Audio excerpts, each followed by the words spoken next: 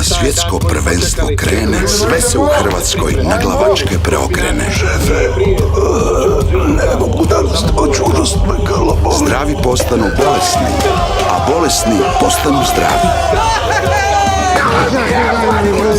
Bojažljivi se okuraže, a junačine uplaše.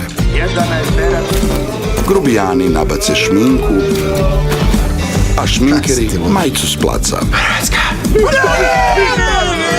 Čelavcima naraste kosa, Joj, da ostane jedan. a ženama brada. Kazališni glumci se pretvore u izbornike, a izbornici u kazališne kritičare.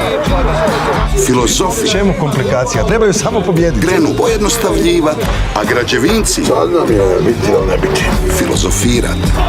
Takvi smo mi Hrvati, ludi na terenu, a još luđi izvan. Šefe, neću moći još 2 tjedna, ulovimo me nešto leđima.